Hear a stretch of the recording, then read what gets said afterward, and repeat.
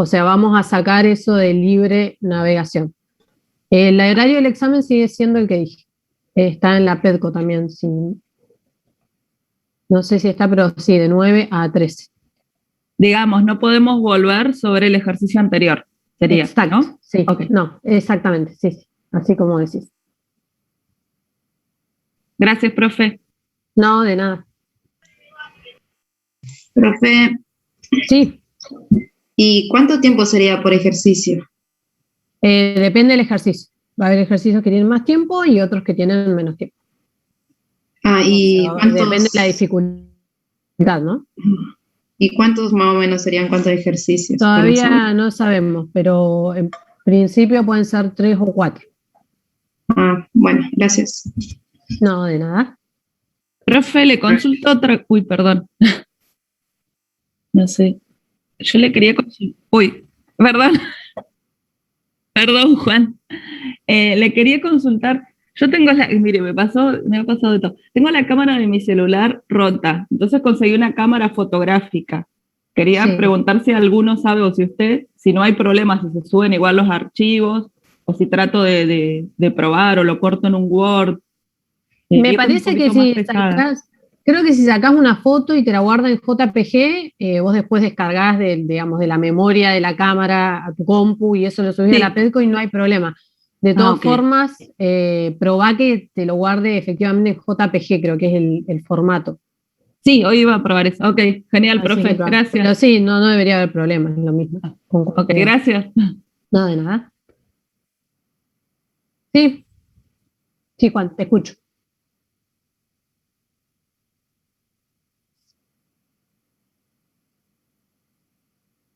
O sea, vos tenés, suponete, vamos a suponer que tenés de 9 a 12, tenemos 4 horas. Suponete que hay 4 ejercicios con la misma complejidad y se les asigna 1 hora por ejercicio. Vos vas a poder ver el primer ejercicio y vas a tener 1 hora.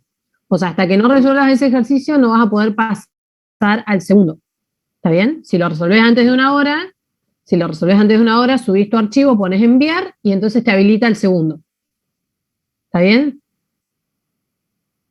Exactamente, exactamente. Bueno, porque hablé con la gente de física bastante, primero por la superposición, segundo porque es una materia similar en cuanto a que hay mucha gente y es más bien práctico también el parcial. Y bueno, también hubo problemas de copiado y eso que nosotros nos excede. O sea, yo no voy a andar como policía viendo quién se copió y quién no. O sea, ya somos grandes, cada uno sabe. El año pasado fue un desastre. O sea, a mí sinceramente me daría vergüenza que lo que pasó el año pasado, que hubo muchas copias. Yo no sé sinceramente cómo piensan en copiarse. O sea, no, ya estamos en la universidad, digamos. Entonces, bueno, lamentablemente hay que tomar estas medidas. ¿Está bien? ¿Está bien? No, de nada. Profe, una consulta, perdón. Sí. Con el tiempo. Por ejemplo, nosotros resolvemos el primer ejercicio, que es de 1 hora, lo resolvemos, no sé, en 40 minutos. ¿El tiempo que resta se nos suma al otro ejercicio o no? ¿O se corta ahí y arranca el contador de cero? Me parece que arranca el contador de cero. Ok. Porque en ese caso terminarías como antes, digamos, el examen. No es que se acumula, me parece. Profe, sí. ¿Todos los ejercicios los tenemos que resolver en una hoja y mandarlos o hay algunos que se responden en PEDCO? No, todos los tienen que resolver en una hoja y mandarlos, por lo cual les recomiendo tener una hoja aparte para cada uno de los ejercicios, porque es más fácil después para sacar la foto. Sí, gracias. No, de nada. Profe, ¿y van a estar tipo ordenados el primer ejercicio tipo primer principio y ahí uno puede tocar entropía o exergía? No tienen un orden por unidad, digamos, porque aparte están mezclados, no es que hay un ejercicio de primer principio, otro ejercicio de segundo principio. Acordate que vimos que tanto exergía como segundo principio siempre tenemos que usar los balances combinados. O sea, no es que en uno vas a tener que aplicar segundo principio nada más. O sea, nunca son así los ejercicios. Ok, o sea, por ejemplo, no es que a todos en el primer ejercicio no dan 1 hora, no, o sea, depende del ejercicio que te toque, vas a tener distinto tiempo que el otro que te tocó. Otro ejercicio. Sí, exactamente, sí. Profe, entonces, si cada ejercicio tiene 1 hora, en esa hora hay que alcanzar a subir la foto. Exactamente, Ah, bien. Exactamente. No, la cámara prendida no la tienen que tener porque, bueno, todos sabemos que hay gente que puede tener por ahí más. Yo, de hecho, no la prendo por eso, pero sí tienen que estar conectados en Zoom.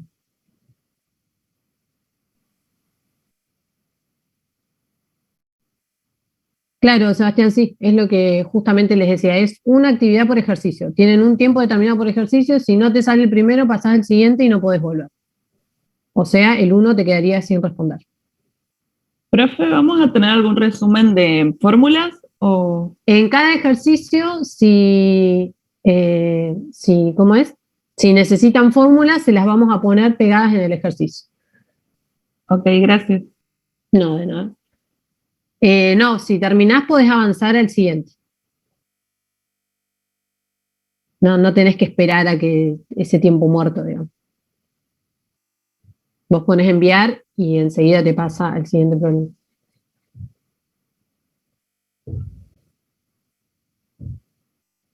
¿Alguna duda más?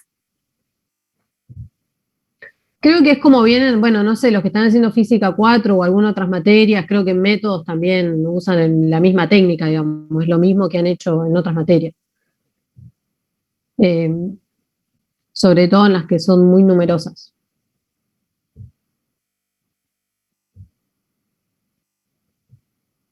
Bueno, vamos a arrancar entonces con la unidad 8, con la unidad de hoy. Profe, Sí. ¿no sabés si hoy van a hacer práctica para parcial o consulta aparte y eso? Sí, hoy van a hacer la práctica del parcial y me dijo Andrés que les había subido los ejercicios. ¿Los vieron? Yo no entré, pero ayer me Yo dijo todavía no lo he visto, pero ahora lo voy a mirar. Ah, bueno, porque me dijo que... A ver. Exámenes parciales... No. Me dijo que les iba a subir ejercicios. Bueno, ya tienen en la unidad de exergía el que les subí yo. Que les dije rendimiento exergético y ejercicio. Ese es para ejercicios de segundo parcial tomados en 2020. Eso que les subió Andrés, que dice ejercicios de segundo parcial tomado en 2020, esos son los que va a resolver hoy. Porque nosotros el año pasado tomamos 3 parciales. Por eso es que les aparece segundo parcial. ¿Está bien? Están en la unidad 6. Está el ejercicio que yo les subí y esos ejercicios nuevos. Así que esos son los que van a resolver. Traten de hacerlos para hoy.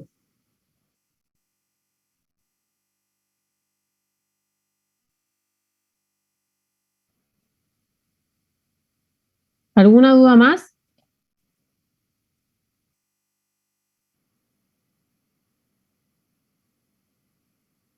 Bueno, entonces vamos a empezar con la unidad 8.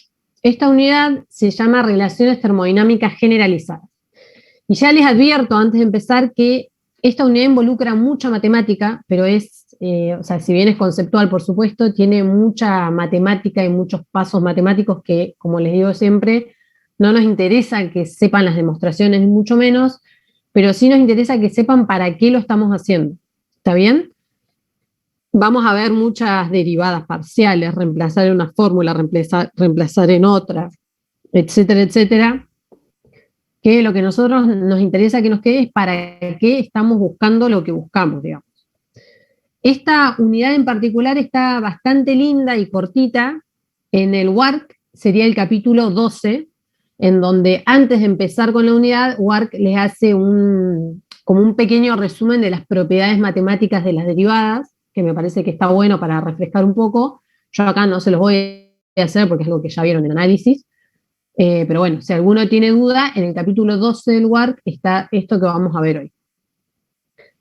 Y por otro lado, el práctico de esta unidad, yo ya les dije que en este práctico no lo iban a resolver en la práctica como venimos haciendo con los otros ejercicios, con los otros prácticos. Este práctico lo tienen que resolver ustedes y si tienen consultas, preguntan. Porque es un práctico, primero que es muy cortito, Y segundo, que muchas de las cosas se van a ir tocando acá en la teoría y lo pueden resolver perfectamente. O sea, no es necesario gastar una clase de práctica en esto. ¿Está bien? Por supuesto que si tienen dudas pueden consultar, pero no es que se van a hacer ejercicios en el pizarrón.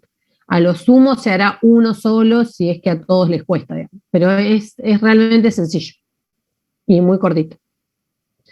Entonces, en esta unidad lo que vamos a ver es cómo se relacionan las propiedades termodinámicas. El objetivo va a ser expresar todas las variaciones de las propiedades más importantes en función de parámetros medibles. Que nosotros algo de esto ya hicimos. Si hacen memoria, nosotros cuando vimos la unidad 5b, que era la unidad de segundo principio, encontramos las ecuaciones de Gibbs, pero aplicamos el modelo de gas perfecto. Y entonces pudimos ver cómo analizar la variación de entropía, pero específicamente para una sustancia en particular, que era para gases cuando tenían un comportamiento ideal. Entonces vamos a retomar eso. Nosotros, esperen que voy a ponerles el... Nosotros habíamos visto, esta filmina está tal cual como la vimos en la unidad 5B. Habíamos visto 3 formas de expresar de forma genérica, sin ningún modelo, 3 formas de escribir la entropía en función de parámetros medibles. Una era en función de T y B, la otra en función de T y P, y la otra en función de P y B. Si nosotros escribíamos la derivada exacta de esa función genérica, digamos, podíamos escribirlas de esta forma, ¿no? Cada una con las variaciones de las propiedades involucradas. Y a partir de eso obtuvimos las ecuaciones de Gibbs para gases ideales. Entonces, ahora vamos a obtener unas ecuaciones, pero para gases de comportamiento real y que son generales, o sea, son mucho más generales. No es que vamos a incorporar un modelo en particular. Nosotros habíamos expresado, bueno, como les dije, la entropía en función de 2 propiedades, y el problema de estas ecuaciones era que no conocíamos los términos que están entre paréntesis. ¿Está bien? Esto no sabíamos cómo calcularlo, ¿por qué? Porque la variación de entropía respecto de la temperatura no es algo que podamos ir y medir en el laboratorio. Entonces, como no conocíamos esas variaciones, no podíamos determinar la variación de entropía. Entonces, el objetivo va a ser encontrar justamente cómo podemos expresar estas derivadas parciales que tenemos entre paréntesis en función de propiedades medibles. Y lo que habíamos hecho para encontrar, por ejemplo, la primera ecuación de Gibbs era derivar primer principio y segundo principio para un sistema cerrado que intercambiaba trabajo, expansión, compresión y calor, por lo que el primer principio nos quedaba de esta forma y segundo principio solo habíamos considerado que la entropía variaba por flujo de calor. ¿Por qué? Porque como esto era una función de estado, no nos importaba el camino y entonces habíamos elegido el camino más fácil, que era un camino reversible. Si combinábamos estas expresiones y consideramos que el trabajo era de expansión-compresión, obteníamos esta ecuación diferencial.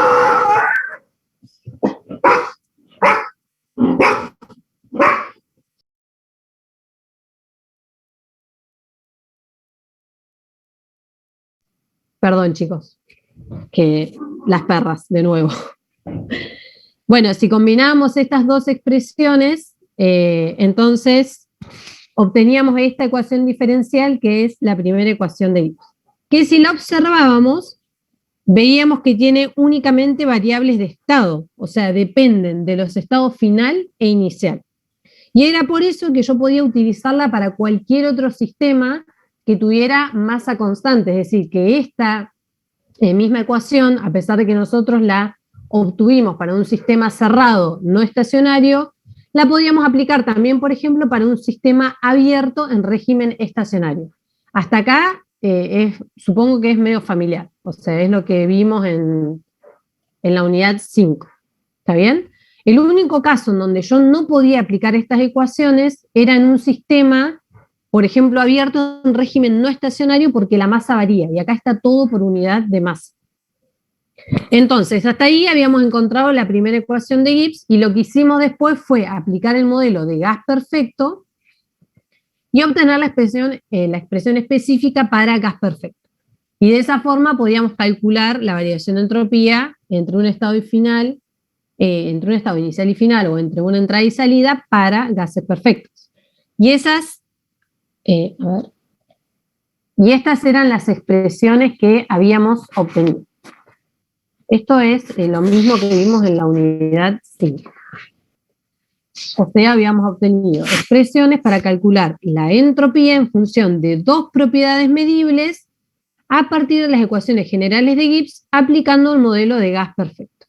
Ahora, si comparábamos las ecuaciones de gas, las ecuaciones aplicadas para gas perfecto con las genéricas de acá abajo, nosotros podíamos ver que, por ejemplo, esta que depende de T y de B y esta que depende de T y de B tienen que ser equivalentes. ¿Está bien? Entonces, si comparamos los términos que acompañan al diferencial T, por ejemplo, el término que acompaña al diferencial T es este, y en este caso sería CB sobre T, y el término que acompaña al diferencial B sería este paréntesis, y en este caso sería R sobre B. Entonces, veíamos que como tienen que ser iguales, podíamos decir que CB sobre T era igual a esta derivada parcial, y que R sobre B era igual a esta derivada parcial. Entonces, de algo que no era posible medir, encontramos algo que sí es posible medir en un laboratorio, pero solo para gases perfectos. ¿Está bien? Esto era lo que habíamos obtenido en la unidad 5B. Entonces, lo que vamos a hacer ahora es ver algunas relaciones termodinámicas para sistemas que tienen masa constante. O sea, acá dice sistema cerrado, pero puede ser abierto en régimen estacionario también. Siempre con la condición de que sea un sistema en equilibrio, por supuesto, ¿no? Donde yo puedo determinar las propiedades. Entonces, estas que vamos a ver ahora son relaciones termodinámicas para sistemas en equilibrio y de masa constante. La primera que les aparece acá es la ecuación de Gibbs, que ya vimos. La segunda que ven acá es la definición de entalpía, que era una función de conveniencia que consideraba la energía interna y el trabajo de flujo P por B. Las otras dos variables que vemos acá son dos variables de conveniencia más, que son la función de Helmholtz, que también se conoce como energía de Helmholtz, y se define con la letra A igual a U menos T por S, y la función de Gibbs, que se define con una G minúscula y es H menos T por S. Esta última la vamos a usar bastante poco, pero son tres definiciones más que vamos a incorporar, además, dos más, además de la de entalpía. ¿Está bien? Las otras dos definiciones que nos van a importar van a ser las de calor específico a volumen constante, que es la variación de energía interna respecto a la temperatura, a volumen constante, y el calor específico a presión constante, ¿está bien? Que es la variación de la entalpía respecto de la temperatura. Que si esto se hace en memoria, ya lo vimos cuando estudiamos el experimento de Joule. Entonces, en total tenemos 6 expresiones. La primera ecuación de Gibbs, que sale de combinar primer y segundo principio, 3 funciones de conveniencia y la definición de los calores específicos. Y con estas poquitas ecuaciones podemos determinar todas las propiedades de una sustancia pura. Y entonces ahora vamos a ver cuáles son esas propiedades.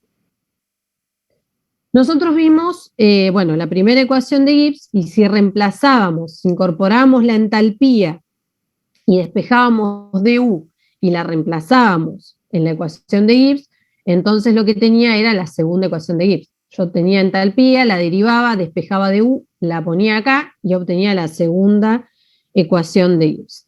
¿Está bien? Estas dos ya la habíamos obtenido. Ahora vamos a ver cómo obtener la cuarta ecuación de Gibbs. La tercera también la podíamos obtener, ahora les digo cómo, pero vamos a pasar directamente a la cuarta. Son todas medio parecidas para obtener. Entonces, para obtener la cuarta expresión de Gibbs, que es esta, lo que hago es utilizar la definición que vimos recién de G minúscula, la derivo y despejo DH. Si ese DH lo reemplazo en la segunda ecuación de Gibbs y reordeno algebraicamente, voy a obtener lo que se conoce como la cuarta ecuación de Gibbs. ¿Está bien? Nosotros las 3 primeras ya la habíamos usado para averiguar la variación de entropía del gas perfecto. Por ejemplo, en la tercera lo que se hace, no la vamos a usar, pero lo que se hace es derivar la energía de Helmholtz, despejar du y reemplazarla en la primera ecuación de Gibbs. ¿Está bien? Y ahí se obtiene la tercera ecuación. Entonces, acá están las 4 ecuaciones que son totalmente generales. O sea, yo hasta acá no apliqué ningún modelo de ninguna sustancia.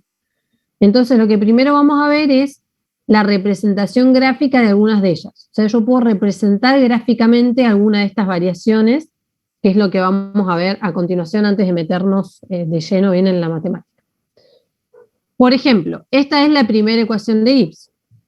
Si yo tengo un proceso isocoro, es decir, a volumen constante, entonces la ecuación de Gibbs me queda du igual a T por ds, ¿está bien? Este término me desaparece. Si yo integro entre un estado inicial y un estado final, voy a obtener esta expresión de la variación de energía interna. Es decir, que yo puedo dibujar una isocora en el diagrama entrópico, que es el TS, y puedo entonces encontrar la variación de energía interna entre esos dos estados, que ¿qué va a ser? Justamente el área bajo la curva cuando el proceso es isocoro, es decir, el área bajo la curva entre el estado 1 y el estado 2, debajo de la curva de volumen constante. ¿Está bien? Es decir, que para cualquier sustancia, porque acá no hay ningún modelo aplicado, yo puedo ver gráficamente la variación de energía interna en un proceso a volumen constante, que es esto que está acá. Ahora, si en cambio mi proceso ya no es isocoro, pero es isentrópico, entonces este término va a ser 0 y me va a quedar que du es igual a menos PdB. Es decir, que yo ahora voy a graficar en un diagrama PB, que es el de Clapeyron. Entonces, voy a graficar una curva isentrópica, que es esta que ven acá roja, y entonces si yo integro entre los estados 1 y 2, voy a obtener que el área bajo la curva isentrópica va a ser la variación de energía interna. Y lo mismo puedo hacer con todas las ecuaciones de Gibbs y graficar en distintos diagramas las variaciones de la propiedad de interés considerando procesos específicos, isocoro, isentrópicos. Acá me quedó un error, es isentrópico o la propiedad que sea, ¿está bien? Por ejemplo, en el caso de la segunda ecuación de Gibbs, acá también está reemplazado, si tengo, por ejemplo, el proceso es a presión constante, es decir, isobaro, este término se me va a anular, y entonces puedo graficar en un diagrama entrópico, si yo integro entre los estados 1 y 2, la variación de entalpía ahora. ¿Está bien? Que es el área bajo la curva de la isobara, que está representada acá rayada. ¿Está bien? Y si el proceso es isentrópico, entonces ahora fíjense cómo me queda la ecuación.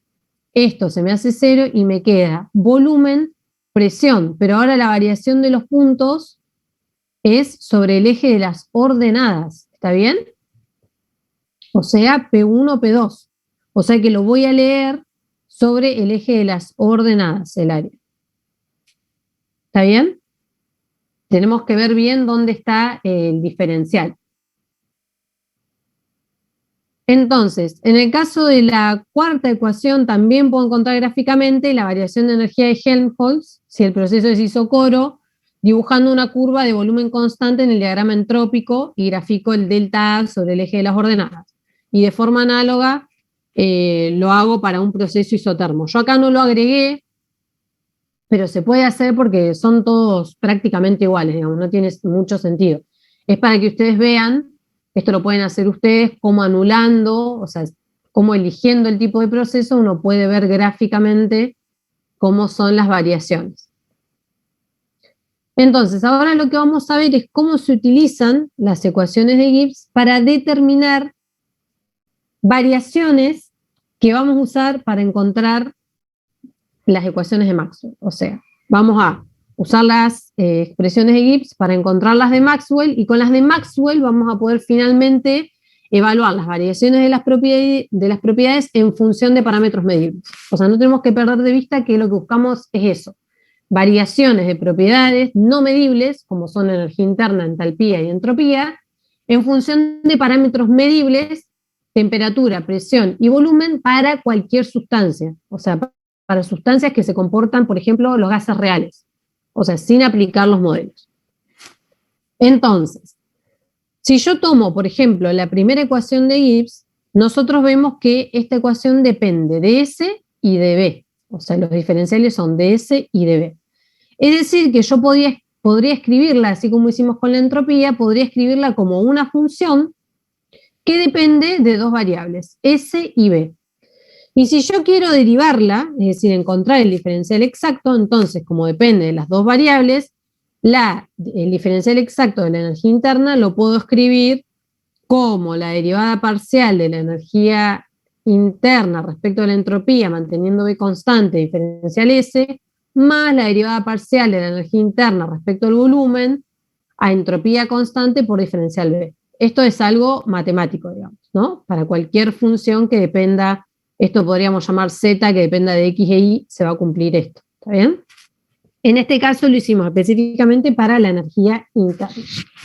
Entonces, si yo ahora comparo esta expresión con esta expresión, que son equivalentes, entonces puedo decir que T es igual a lo que T acompaña el diferencial de entropía. O sea que T debería ser igual a esto, porque estas dos expresiones son iguales. Y menos P debería ser igual a esto, que es lo que yo escribí acá a la derecha. ¿Está bien? Esto que parece que no sirve hasta el momento, pero es el camino para obtener lo que dice acá arriba. Que dice que a partir de las ecuaciones de Gibbs pueden obtenerse relaciones entre propiedades termodinámicas en función de parámetros medibles.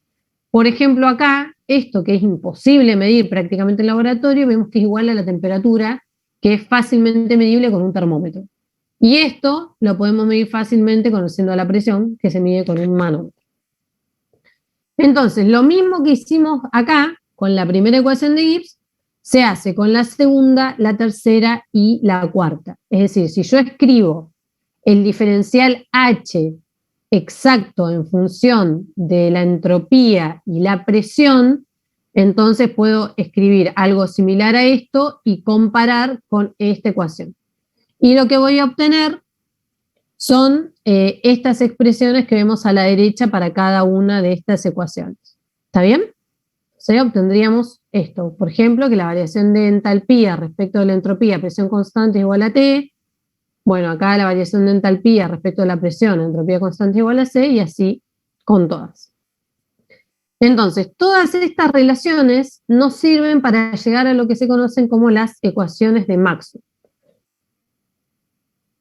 Las ecuaciones de Maxwell se obtienen a partir de las ecuaciones de Gibbs y de la igualdad de derivadas cruzadas para diferenciales exactos.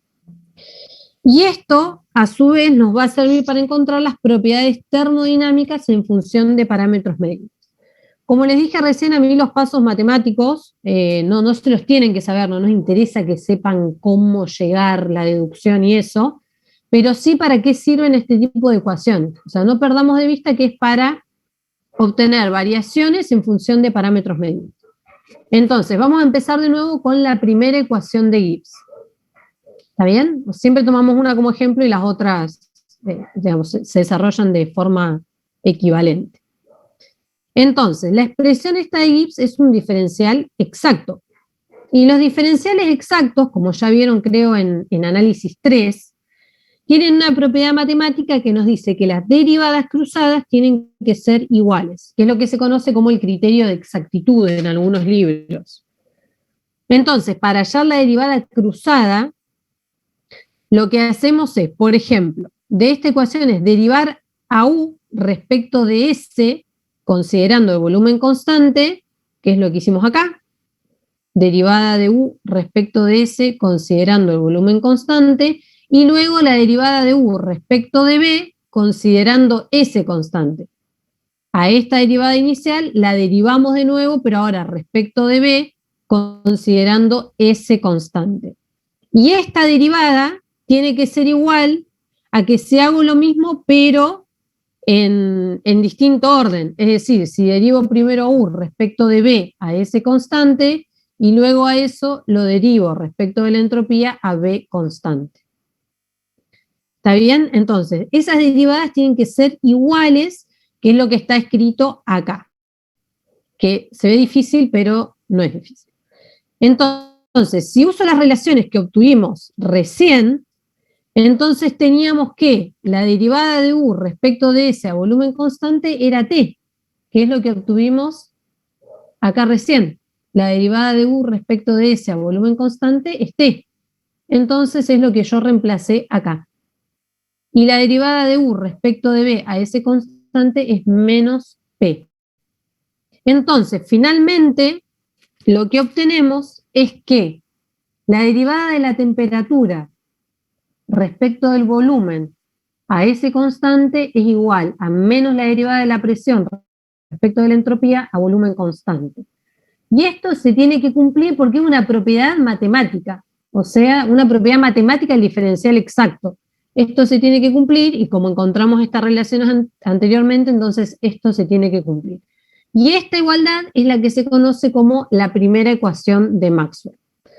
Si hacemos este mismo camino de encontrar las diferenciales cruzadas para cada una de las ecuaciones de Gibbs, entonces vamos a encontrar una ecuación de Maxwell por cada ecuación de Gibbs. Y eso es lo que está acá. ¿Está bien? Vamos a obtener las 4 ecuaciones de Maxwell. Entonces, ¿para qué quiero estas expresiones? De nuevo, para que quede claro. Seguramente acá ya no me están siguiendo los pasos matemáticos, pero no importa. Pero fíjense la importancia que tienen. Por ejemplo, la tercera ecuación de Maxwell. Nos dice que tenemos una derivada, supónganse que yo tengo este paréntesis, nos indica la variación de entropía respecto al volumen en un proceso isotermo. ¿Cómo mido eso? No sé, la verdad no tengo idea cómo es para medir eso. O sea, la entropía, medirla respecto al cambio de entropía, respecto al cambio de volumen, cuando la temperatura es constante. No sé, porque la verdad que la entropía no es directamente medible. ¿Podría medir la variación de volumen? Sí. ¿Podría medir la temperatura? Sí. Pero la entropía no es directamente medible. Entonces, gracias a estas ecuaciones de Maxwell, esto me permite calcular esta variación midiendo variaciones de presión, que se miden fácilmente en un laboratorio, midiendo variaciones de temperatura a volumen constante. Por ejemplo, en un recipiente rígido, en donde el volumen es constante, y solo necesito un manómetro y un termómetro para evaluar las variaciones de P y T. ¿Está bien? Es decir, que esto que era muy complicado de medir, ahora es fácilmente medible en un proceso a volumen constante. ¿Está bien? Esto me indica cómo varía la entropía respecto al volumen en un proceso isotermo, utilizando un proceso isocore. Para eso es que son tan importantes estas expresiones de Maxwell. Entonces, si yo ahora utilizo todas esas ecuaciones y las relaciones, vamos a ver finalmente las ecuaciones generales de esas variaciones que nosotros queríamos en función de las propiedades medibles y los calores específicos, que es algo que nosotros podemos medir y ya conocemos. Los calores específicos generalmente están tabulados, pero se miden en calorímetros en laboratorio. Entonces, si empezamos, por ejemplo, por la energía interna, nosotros sabemos que es una función de T y de B. Es decir, en forma genérica, U es una función de T y de B. También la podríamos haber expresado en función, por ejemplo, de presión y temperatura o de volumen y presión. Pero como yo les dije en la unidad 5, hay variables que se llaman variables canónicas que nos permiten obtener la expresión más sencilla de la energía interna. Y esas variables canónicas, en el caso de la energía interna, son T y B. ¿Está bien? Entonces, U la puedo escribir el diferencial exacto, ya vimos. La derivada parcial de U respecto de T a B constante diferencial T, más la derivada de U respecto de B a T constante diferencial B. En donde ya habíamos visto previamente que esta variación es lo que nosotros denominamos calor específico a volumen constante. Ya lo vimos cuando vimos el experimento de Joule. El problema es el segundo paréntesis. el segundo paréntesis que no sé cómo medirlo, y si yo quiero medir la variación de energía interna, tengo que conocer cada uno de estos términos. Este lo conozco y este no lo conozco. Pero si encontramos una forma si encontramos una expresión para este paréntesis, entonces sí podríamos medir la variación de energía interna. Y para eso vamos a usar de nuevo la primera ecuación de Gibbs, que es esta que está acá abajo. ¿Está bien? Entonces, el paréntesis de arriba, este ya lo conocemos. Este que nos pide la variación de energía interna respecto al volumen a temperatura constante. Bueno, entonces, ¿qué vamos a hacer acá? Vamos a derivar la primera expresión de Gibbs respecto al volumen. O sea, vamos a dividir todo esto por diferencial volumen y a temperatura constante. Si nosotros hacemos eso, nos queda esta expresión de acá. du, derivada parcial de volumen a T constante, nos quedaría este término. Acá nos queda ds sobre dB a T constante, nos queda este término. Y acá nos queda dB sobre dB, a T constante. Esto se nos va y nos queda menos P. ¿Está bien? Esta es la expresión que obtenemos para este paréntesis.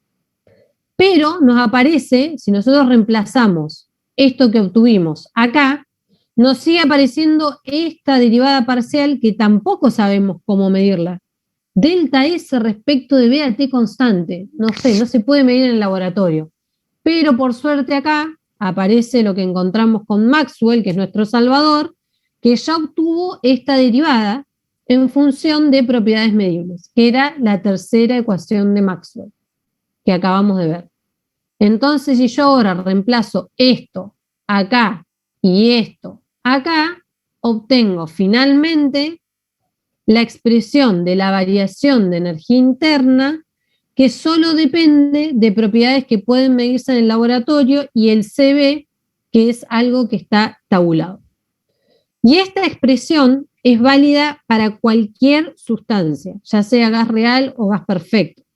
En el caso de que fuera un gas ideal, yo lo que debería hacer acá es reemplazar esta derivada considerando la ecuación de gas perfecto. Es decir, tengo la ecuación de estado, despejo P y hago la derivada de P respecto de T. Y eso lo derivo, lo reemplazo acá y van a ver que esta expresión, esto se me va a anular y me va a quedar CB respecto de T, que era algo que ya habíamos visto. Por ejemplo, ese ejercicio, a ver, hay una pregunta. Si el CB no fuera constante, habría que saber su... Sí, totalmente. Si el CB no fuera constante, tendríamos que saber su variación respecto de T. Fíjate que acá no está integrado. Así que yo en realidad no estoy diciendo que es constante. ¿Está bien? Si yo lo integro esto y lo saco afuera, ahí sí estoy diciendo que es constante. Perfecto. Uno de los ejercicios, por ejemplo, que tiene la guía es demostrar que la variación de energía interna para el caso de un gas perfecto es solamente CB por delta T. Es decir, que ustedes tienen que partir de esta expresión y junto con la ecuación de estado llegar a que este segundo término se anule. Eso anótenselo porque es uno de los ejercicios de la guía, que es bastante sencillo. Entonces, de la misma forma que obtuve la variación de energía interna en función de propiedades medibles para una sustancia cualquiera que no necesariamente es un gas ideal, puedo obtener el resto de las propiedades. Entonces, como vimos al comienzo, estas son expresiones que se pueden utilizar cuando la masa del sistema es constante. Entonces, ahí en las diapositivas de Susana, que ahora no me acuerdo si ya se las subió o no, pero se las subo, no hay problema, tienen la deducción hecha para DS y DH.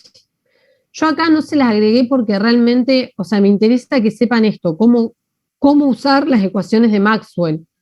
Yo no quiero que se sepan todos los pasos matemáticos, ni esto tampoco se lo tienen que saber de memoria, pero sí quiero que sepan que nosotros a partir de expresiones genéricas, utilizando las propiedades de las derivadas, podemos encontrar cómo calcular las variaciones de propiedades no medibles en funciones de propiedades medibles. y entonces lo voy a obtener para cada una de estas propiedades. ¿Está bien?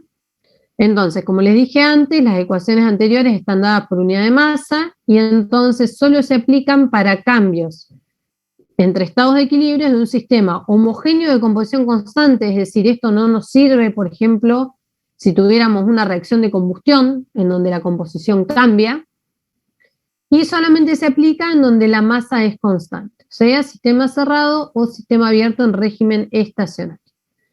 Para el caso particular de gases ideales, estas ecuaciones se reducen a las ecuaciones de Gibbs vistas en la unidad 5b. ¿Está bien? Todo esto ya lo vimos, por ejemplo, para el caso de gas perfecto. Entonces, de estas expresiones, de U, de H y de S, también podemos obtener gráficamente algunos valores, como por ejemplo, el valor de CB y CP.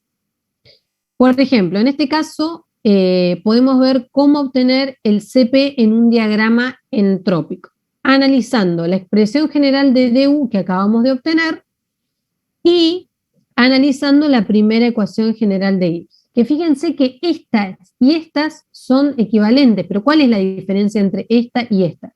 Que esta está en función de parámetros medibles y esta, por ejemplo, está en función de la variación de entropía. ¿Está bien? Entonces, si yo, por ejemplo, tengo un proceso isocoro, en esta ecuación y en esta ecuación la variación de volumen tiene que ser constante. ¿Eso qué significa? Que este término se me anula porque este diferencial va a ser 0 y este término se me anula porque este diferencial va a ser 0, porque el proceso es a volumen constante. Entonces, si yo comparo, me queda du igual a CB por dt. Y acá me va a quedar du igual a T ds. Como estas son equivalentes, entonces CB por dt tiene que ser igual a T por ds, que es lo que yo les puse acá. ¿Está bien? Lo único que hice fue reacomodar, y entonces me va a quedar que la variación de la temperatura respecto a la entropía en un proceso isocoro es igual a la temperatura sobre el CB. Lo que nos dice que en un diagrama entrópico, cuando el volumen es constante, es decir, sobre una isocora, yo tengo un estado dado, que ahí está marcado con 1, entonces la pendiente sobre la isocora, la pendiente, digamos, en ese punto sobre la isocora, es T sobre CB. Esto es ordenadas sobre abscisas. ¿Está bien? La ordenada me marca la temperatura y las abscisas me marcan el CB. Esto significa que en cualquier diagrama entrópico elijo un punto sobre la isocora, marco la pendiente en ese punto y puedo obtener un calor específico para esa temperatura dada. Y acá se ve bien clarito cómo CB varía con respecto a la temperatura, porque si yo tomo un punto acá y le trazo la pendiente, entonces el CB me va a cambiar. ¿Por qué? Porque el CB se lee desde donde la pendiente corta el eje de las abscisas hasta el punto en cuestión, digamos, hasta el estado determinado. Si yo lo tengo acá, por ejemplo, la pendiente va a ser así, me va a cortar acá, y el CB va a ser de acá hasta acá, por ejemplo. ¿Se entiende esto? ¿Me siguen, chicos, hasta acá?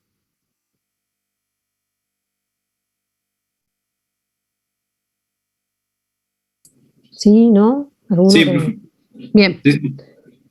Entonces, de forma análoga podemos obtener el CP en un diagrama entrópico, ahora, por supuesto, en un proceso isobaro, que es lo que vamos a ver a continuación. Bueno, hago exactamente lo mismo, parto de la ecuación general para la variación de entalpía a partir de parámetros medibles y la comparo con la segunda expresión de Gibbs. Si yo tengo un proceso a P constante, entonces este término se me anula, este término se me anula, y obtengo que la variación de entalpía es igual a Cp por delta T, y en esta ecuación que la variación de entalpía es T por ds. Si yo reacomodo y ordeno, me queda esto. Es decir, que en un diagrama entrópico, si yo tengo una isobara y tengo un estado determinado, si trazo la pendiente, puedo encontrar que la distancia del punto en las ordenadas al origen, en la ordenada, en el eje de las ordenadas, es la temperatura, y en las abscisas va a ser Cp. ¿Está bien?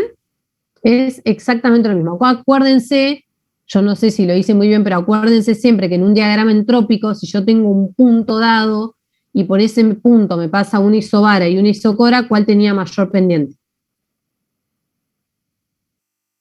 La isocora. Exactamente, la isocora. La isocora tiene mayor pendiente que la isobara. Y eso nos va a traer una consecuencia que es lo que vamos a ver ahora. Si yo ahora en un diagrama TS grafico un punto, como les dije recién, y grafico la isocora y la isobara que pasan por ese punto 1, debido a la diferencia de las pendientes, podemos ver que el Cp va a ser siempre más grande que el Cv. Y hasta ahí es algo general para cualquier gas. Ahora, si ese gas, pero yo acá le marqué, la pendiente en verde es la pendiente que pasa por ese punto, pero con respecto a la isocora, que es esta que está acá. Entonces, desde donde corta esa recta de pendiente hasta el punto va a ser el Cv. Ahora, la recta punteada roja me marca la pendiente que pasa por ese punto, pero con respecto a la isobara. Y donde me corta esa pendiente, el punto donde me corta la ordenada de esa pendiente con respecto al estado que estoy analizando es el Cp. Entonces, esto es general para cualquier sustancia, pero si ese gas se comporta como gas ideal, entonces esa diferencia es la constante particular o la constante universal, dependiendo de las unidades, ¿está bien? Entonces, fíjense cómo gráficamente podemos obtener, por ejemplo, el valor de R. Creo que este es otro ejercicio que tienen en el práctico, ¿está bien? Solo para gas perfecto se cumple esto. A ver, R es solo para gases. Si fuera otra sustancia, entonces esta es una diferencia dada. No nos daría R. Nos daría una diferencia. ¿Está bien? Esto en el caso, creo que en el práctico tienen para el caso de que es gas ideal, o sea que saquen R a partir de gas ideal. Pero fíjense que esto es fantástico, porque esto tiene las mismas unidades que la entropía, ¿no? O sea, esto es kilojoules sobre Kelvin kilogramo, por ejemplo. Profe, esta es la relación de Myers. Esta sí, exactamente. Para el caso de gases ideales. Ahora la vamos a ver para el caso de gas perfecto. Entonces, fíjense que esto es, ¿cómo es? Esto tiene las mismas unidades. Tiene las mismas unidades que la entropía. O sea que yo el diagrama entrópico puedo trazar la pendiente y entonces sacar el valor ese que tiene Cv y Cp, por ejemplo, si no lo tuviera. ¿Está bien? Entonces, ahora vamos a ver qué pasa cuando son gases reales.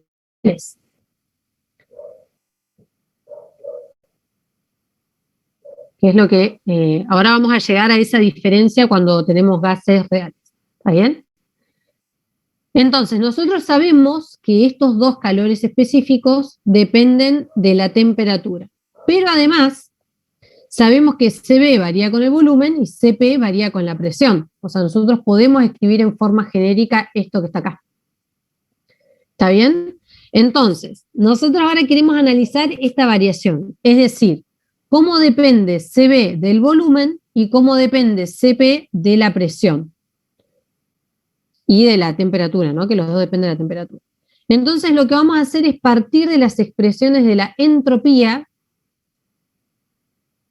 que acabamos de ver y aplicar la propiedad de que las derivadas cruzadas son iguales, por ser un diferencial exacto. Eso es una propiedad matemática. Si un diferencial es exacto, entonces se cumple la prueba de exactitud de sus derivadas cruzadas. Eso es algo matemático, ¿está bien? Si hacemos esa cuenta con estas dos expresiones, nos quedan estas dos expresiones que están acá abajo. ¿Y qué me dicen estas expresiones de acá? ¿Cómo varía el Cv respecto del volumen cuando la temperatura es constante? Para lo que puedo evaluar O sea, esto lo puedo evaluar en función de parámetros medibles, que es lo que siempre buscamos. Y lo mismo para el caso del CP. Nosotros ya sabíamos que dependían de la temperatura, pero bueno, a ver, ahora, ¿cómo depende del volumen si la temperatura es constante? Bueno, evaluando esta derivada que es en función de parámetros medibles. ¿Alguien quería hablar? Entonces, ¿cómo encontramos esta derivada? Y bueno, por ejemplo, si yo tengo gas perfecto, ya tengo un modelo al cual puedo derivar. Pero esto también se podría analizar para un gas real, en donde también hay modelos. Nosotros tenemos modelos para gases reales que los vamos a ver en las próximas unidades. Es decir, que yo podría encontrar esta variación para un gas real, metiendo acá la derivada de una ecuación para gases reales. ¿Está bien? También se podría analizar para el caso de líquidos y sólidos, si yo tengo el modelo de cómo se comporta un líquido y un sólido. O sea, si tengo la variación de P y T para un líquido y un sólido, que nosotros la hemos visto. Entonces, como de los modelos nosotros vimos, el que más vimos hasta el momento fue el de gas perfecto, entonces vamos a analizar para este caso, que ya sabemos lo que nos tiene que dar. ¿Qué nos tiene que dar? Para un gas perfecto, ¿se ve de qué depende? De nada, es constante. ¿Cómo no? ¿Cómo que no depende de nada? De la Le doy temperatura. otra vida. Claro, pero si es perfecto no varía. Ah, perdón, de gas ideal. ¿Te referís vos a la diferencia entre gas ideal y gas perfecto? Claro. Ah, te salvaste, tenés razón. Exactamente, ¿se acuerdan la diferencia sutil que dijimos que no le íbamos a usar mucho, pero tiene razón el compañero? Cuando es perfecto es constante, que es lo de los gases nobles, argón, xenón y todo eso, y cuando es ideal depende solo de la temperatura. Tiene toda la razón el compañero. Entonces, si es gas ideal, nosotros deberíamos tener que esta derivada, ¿cuánto nos tiene que dar? Si solo depende de la temperatura. A ver. 0, exactamente. Y esta también nos tiene que dar 0, porque el CB no varía respecto de B para un gas ideal. Y lo mismo CP, no varía respecto de P para un gas ideal, solo varía respecto de T. Y como T es constante, como bien dice el compañero, entonces esto nos debería dar 0.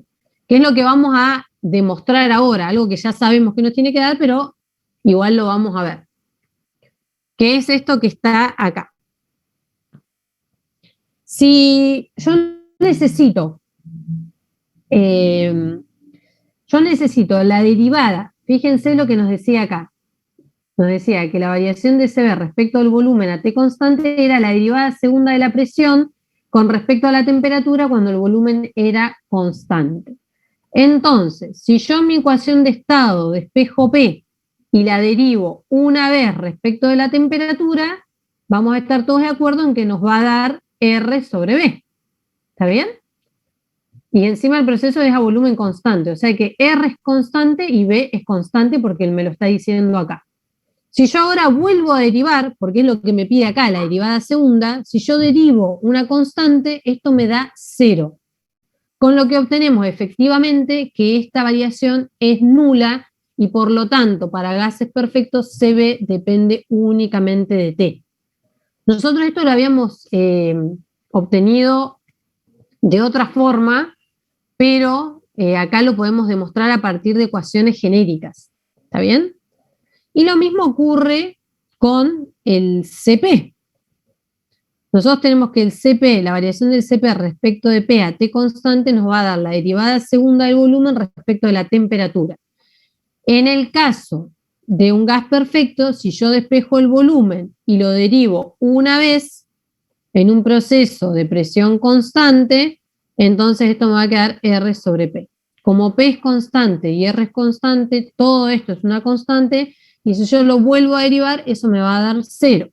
Con lo que obtengo que para un gas perfecto se cumple que Cp depende únicamente de la temperatura. ¿Está bien? Esto partiendo de definiciones generales de la variación del Cp. Entonces, si hacemos unos calculitos más, lo que podemos encontrar es la diferencia entre Cp y Cb justamente para cualquier gas. En el caso de gases ideales, ya vimos recién que esa diferencia era R. Ahora vamos a ver una expresión general a partir de la cual podemos obtener esa diferencia. ¿Está bien?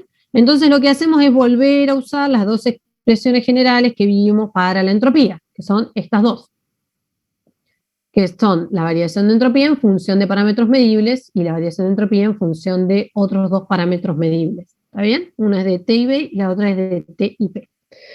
Si a estas expresiones que son equivalentes las igualamos y despejamos el diferencial T, vamos a obtener esta expresión que está acá abajo. Esta expresión que no se asusten porque no nos vamos a tener que acordar. Si la analizamos, vemos que es un diferencial exacto en función de ¿qué? De B y de P. Es decir, que de forma genérica yo puedo decir que la temperatura es una función del volumen y la presión. Y entonces, si quiero encontrar de forma genérica este diferencial exacto, utilizo lo mismo que hice antes. De forma genérica, evalúo las derivadas parciales de una y la derivada parcial de otra. Entonces, si yo ahora lo que hago es comparar los términos que acompañan el diferencial volumen entre las dos expresiones y el diferencial presión entre las dos expresiones, voy a obtener de ambas ecuaciones que estos términos, o sea, yo tengo que obtener que esto tiene que ser sí o sí igual a esto, porque estas dos expresiones son equivalentes. Y esto que acompaña de P, sí o sí tiene que ser igual a esto. ¿Está bien? Si de esas igualdades despejo CP y CB, obtengo esta expresión. O sea, de igualar esto y esto, obtengo esta expresión, y de igualar esto con esto, obtengo esta expresión. Es la misma expresión para los dos casos. ¿Está bien? ¿Lo que me dice esta expresión? Que la diferencia del CP con el CB, por ejemplo, para un gas real, también la puedo medir en función de parámetros medibles. ¿Está bien? Todo en función de parámetros medibles, conociendo estas derivadas parciales que están acá, que son fácilmente medibles, por ejemplo, en un laboratorio. Entonces, vamos a ir un poquito más. Vamos a darle la última vuelta a esto. Creo que es lo último, ¿sí? Bueno, no, lo anteúltimo, pero lo último de matemática, digamos.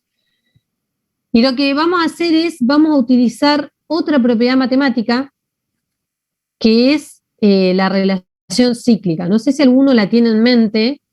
Ya les digo que todo esto de las propiedades matemáticas en WARC está resumido en una carilla. Pero a grandes rasgos lo que nos dice es que la relación cíclica entre las derivadas parciales de una función que depende de dos variables es -1, que es esto que está acá. Relación cíclica porque yo derivo T respecto de P, después esta P tiene que estar acá arriba, P respecto de B y B respecto de T.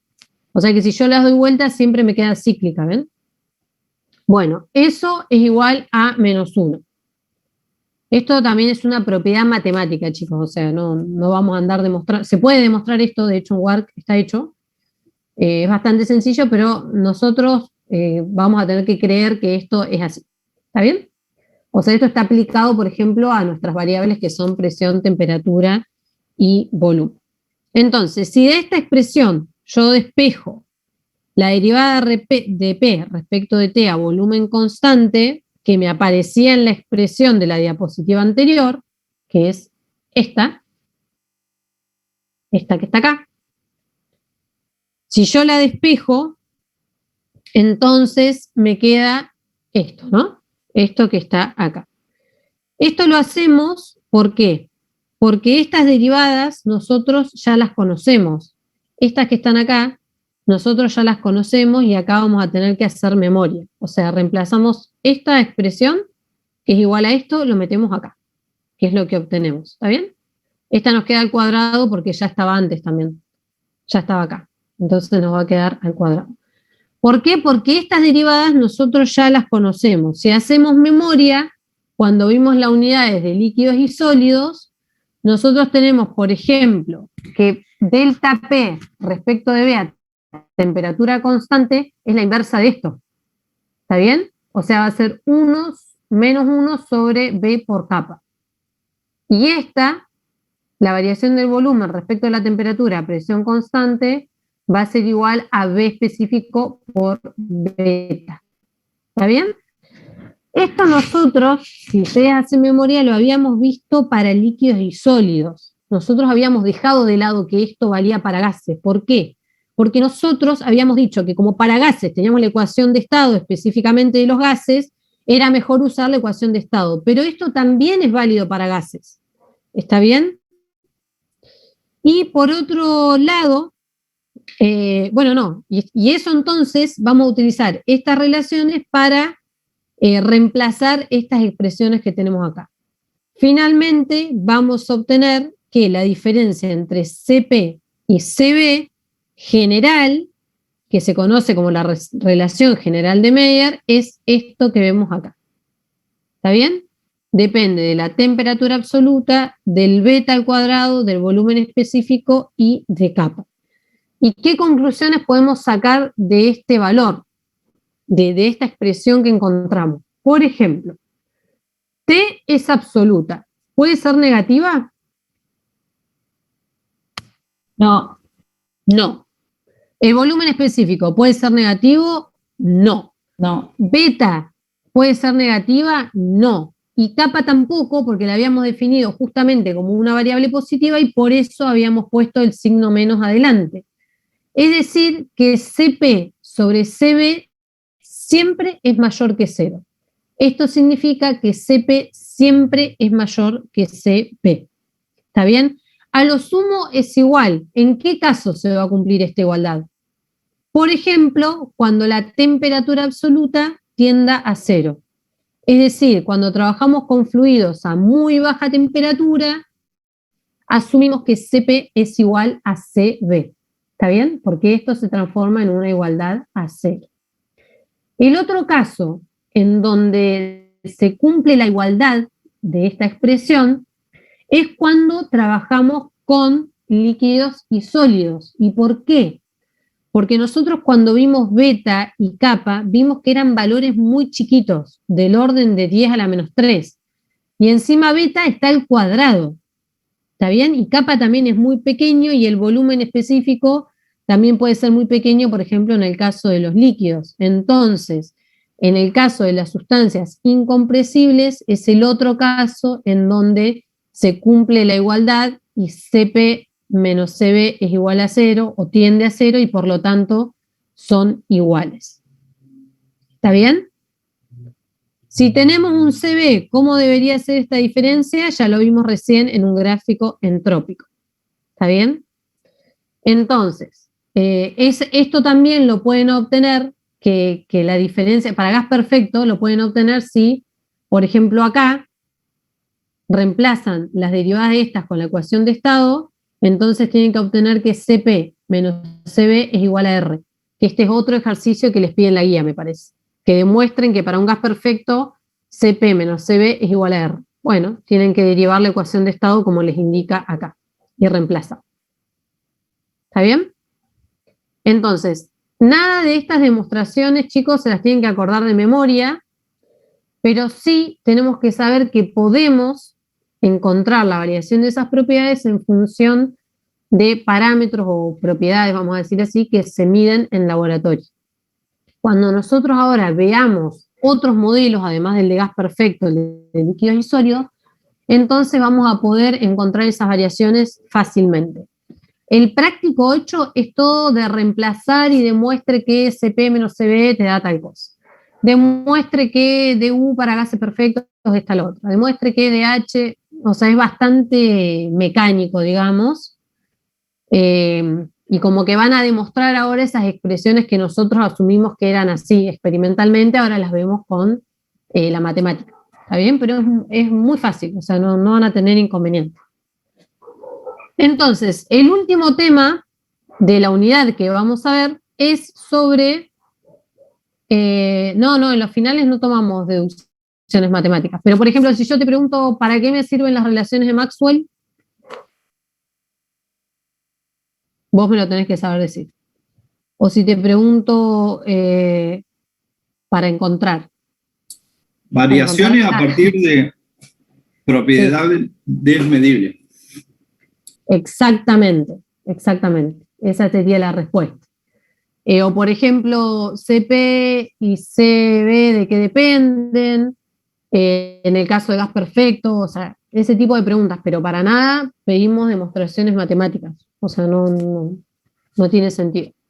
Las demostraciones matemáticas no sirven, ocupan espacio en la memoria. Profe, igual estas relaciones serían todas, digamos, de carácter empírico, necesitaríamos sí o sí tener medidos ciertos parámetros, ¿no? Sí, claro, por supuesto. Okay. Sí, totalmente. Por supuesto que en los problemas se les va a dar algún dato, ¿no? Siempre van a poder calcularlo si es que se les pide. Por supuesto que sí. Por ejemplo, acá o van a tener beta y van a poder despejar el volumen específico. O sea, esto, si nosotros le pidiéramos esta diferencia, primero que le daríamos la ecuación y segundo que podrían calcularla, digamos. Entonces, el último tema de esta unidad es el coeficiente de Joule-Thomson, que es algo muy importante y que solemos preguntar en el final y pocas veces los alumnos nos lo responden, digamos. Entonces, es algo muy importante, sobre todo a nivel industrial. ¿Por qué? Porque este coeficiente nos permite analizar qué sucede con la temperatura de un fluido en un proceso de estrangulamiento. ¿Cuál es el dispositivo que utilizamos para estrangular un fluido que venimos viendo hasta el momento? Válvula. Exactamente, la válvula. Que la válvula, digamos, podemos entenderla como un fluido que atraviesa un tapón poroso, vamos a decirlo así, que estrangula el fluido, y entonces hace que a la salida la presión siempre caiga. Es decir, que en este esquema que tenemos acá, P2 siempre es menor que P1. En un estrangulamiento siempre hay una caída de presión. ¿Está bien? Entonces, si nosotros aplicamos primer principio a la válvula, ¿cómo la modelábamos?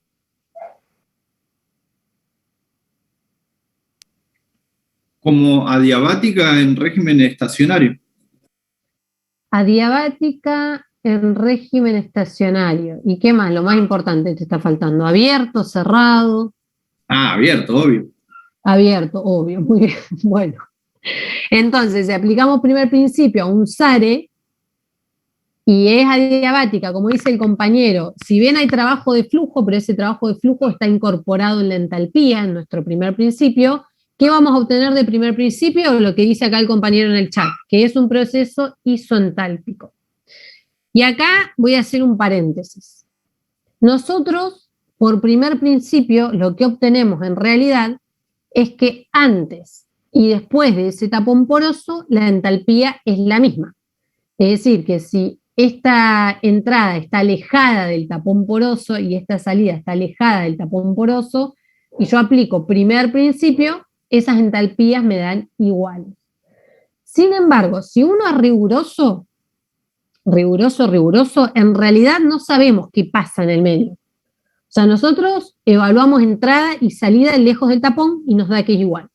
Pero en realidad este es un proceso que es totalmente irreversible y acá pasan cosas, como diría nuestro compañero, nuestro amigo. Digamos, esto es totalmente irreversible. Entonces, nosotros vamos a considerarlo como un proceso isentálpico, pero cuando lleguen a mecánica de los fluidos, esto no es tan bonito y tan fácil. O sea, si mal no recuerdo, acá no sé si no hay hasta una onda de choque, bueno, no importa.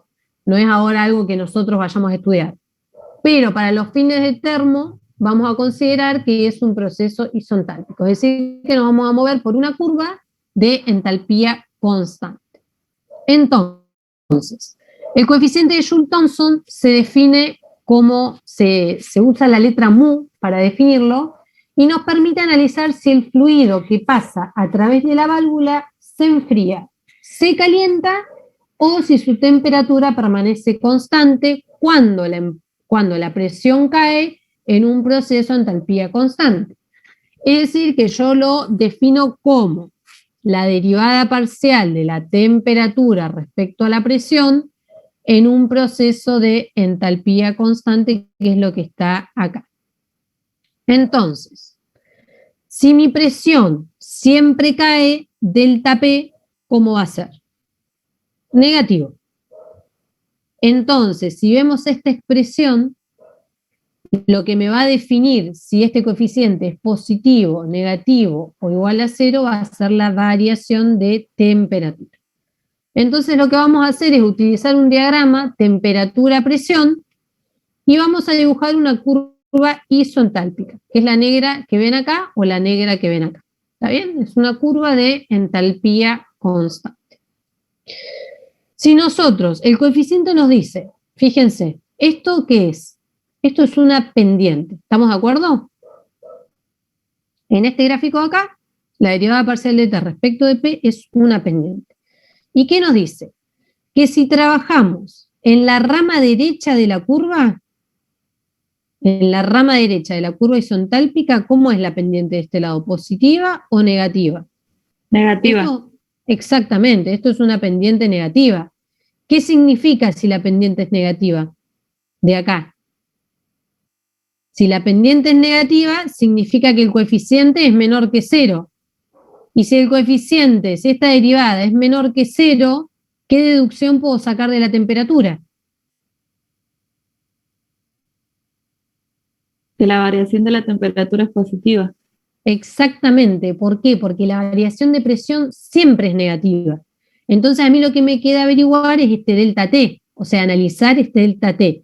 Es decir, repitiendo, si mu es menor que 0, significa que mi pendiente es negativa, y como delta P siempre es negativo, significa que delta T es positivo. Es decir, que si mis estados 1 y 2 están en la rama derecha de la curva isoentálpica, entonces la temperatura va a aumentar en mi proceso de estrangulamiento.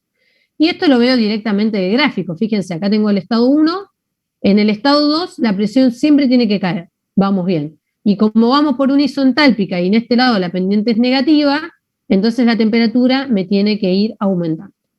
Es decir, que si yo dejo fijo mi estado de entrada y voy variando el estado de salida, hasta este punto máximo de la isoentálpica, la temperatura me va a aumentar.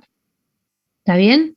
Si yo ahora, en cambio, estoy en la rama izquierda de la isoentálpica, en un punto inicial definido, por ejemplo, este punto 1, y el estado final, como tiene que estar una presión menor, tiene que estar hacia la izquierda aún más de este punto de entrada, y por la forma de la pendiente de la isoentálpica, que es positiva, vamos a ver qué pasa con la temperatura respecto de este punto. Si T1 es acá, T2 es menor. ¿Está bien? Eso significa que en esta rama el coeficiente de Joule-Thomson es positivo. ¿Por qué? Porque tanto la presión como la temperatura caen. Entonces negativo con negativo se me hace positivo. ¿Qué pasa si nosotros trabajamos en un entorno en el máximo de la curva, de la isoentálpica? Bueno, acá vemos que la pendiente es nula y por lo tanto el mu va a ser igual a 0. ¿Qué significa? Que la diferencia de temperatura es igual a 0 y por lo tanto la temperatura permanece constante. ¿Se entiende? Es bastante sencillo ver esto. Se ve muy claro en el gráfico. Acá están dibujadas las 3 pendientes, digamos, de las 3 regiones de la isoentálpica. ¿De esto alguna pregunta? Bueno. Entonces, si esto mismo, ustedes lo pueden graficar con ResProp. Vieron que yo les dije que había una función de ResProp que dejaba hacer gráficos. Bueno, entonces, si lo hacen con ResProp, esto es para el dióxido de carbono, les quedaría en un gráfico temperatura, presión, algo así. Todas estas son isoentálpicas. ¿Está bien? Esta es de 590, esta es de 490 y esta es de 390. o sea, va disminuyendo para abajo. Crecen hacia arriba. La línea violeta que ven acá, ¿se acuerdan qué indicaba cuando vimos las superficies tridimensionales en el diagrama temperatura, presión, cómo se veían los estados de equilibrio? ¿Se acuerdan que vimos para una sustancia que se contrae, para una que se comprime?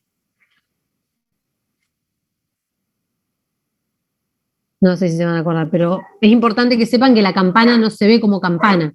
Claro, es el equilibrio, profe. Claro, exactamente. Esta curva violeta que ven acá representa la curva de equilibrio líquido-vapor, en donde en el extremo, si recuerdan, teníamos el punto crítico de la sustancia y en el otro extremo íbamos a tener el punto triple, donde confluían los tres estados. ¿Está bien? Entonces, si observamos las isoentálpicas, vamos a ver que los puntos, estos negros que marqué, indican el punto máximo, ¿está bien? La parte superior de cada una de esas curvas isoentálpicas.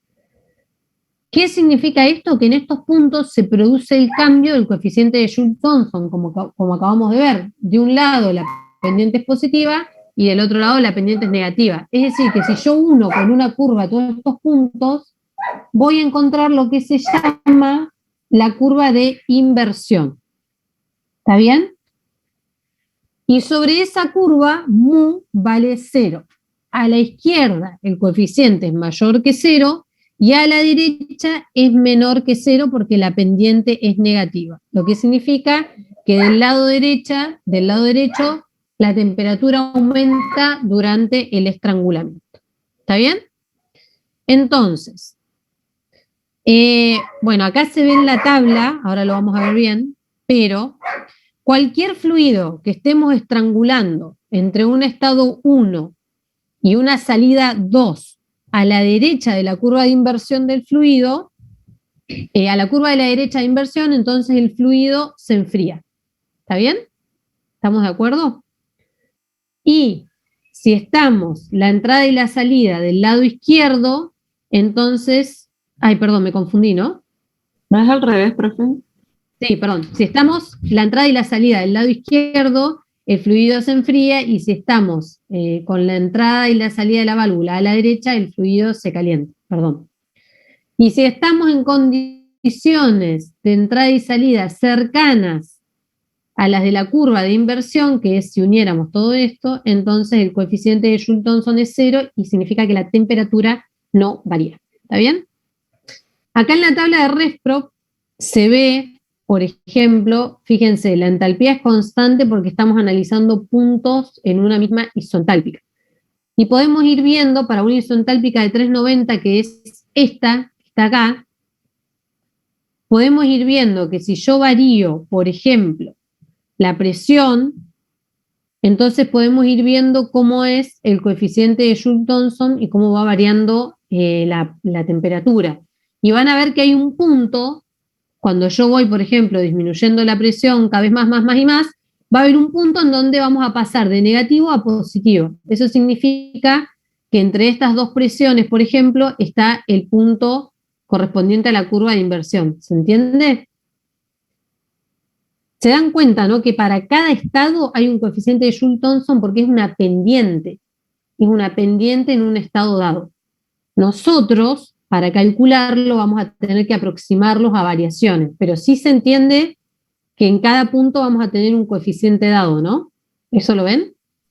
Sí, es algo matemático. Bien, perfecto. Perfecto. Entonces, ¿por qué nos interesa estudiar este fenómeno?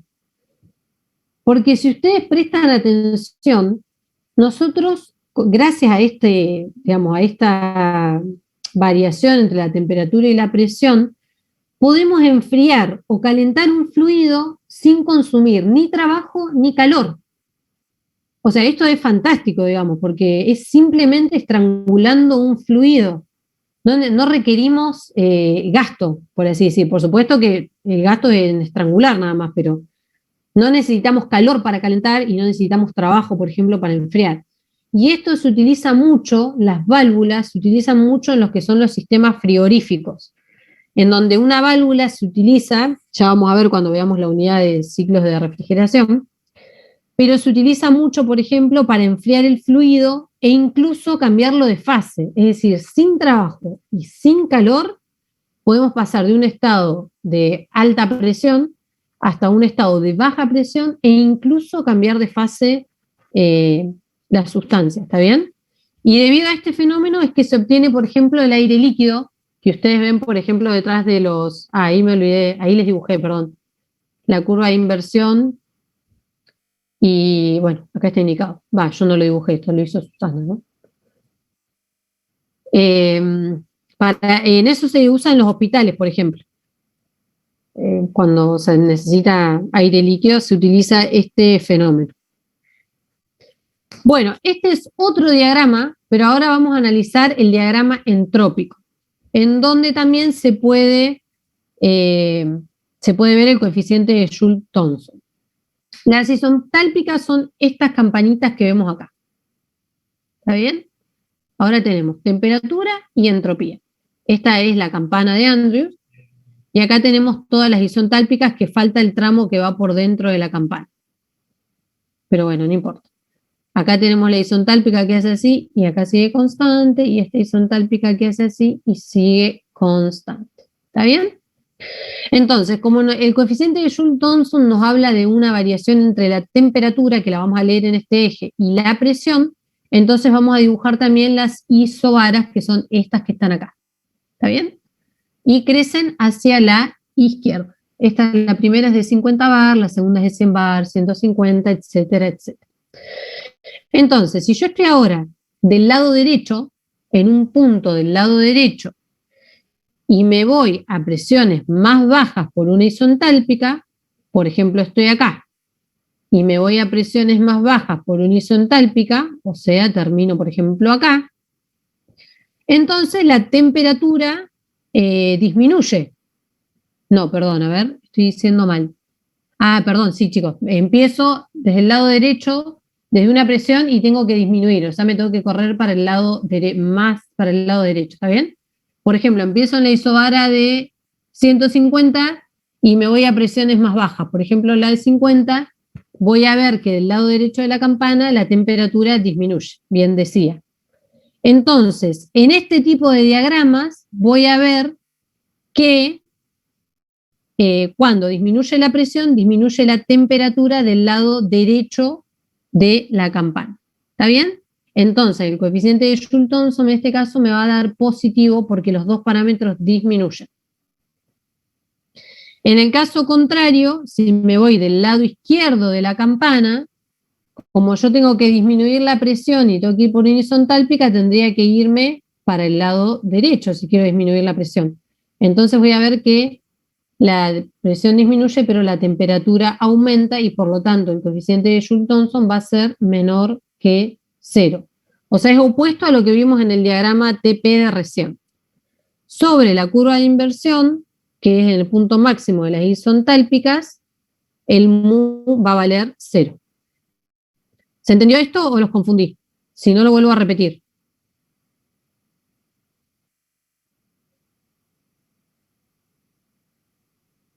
¿Se entendió? Bueno. Sí, profe, se entendió. Si nadie me para, yo sí. Bueno, ¿qué pasa entonces en dónde? En esta zona. ¿Qué pasa en esta zona que vamos a ver acá? En esta zona de la derecha.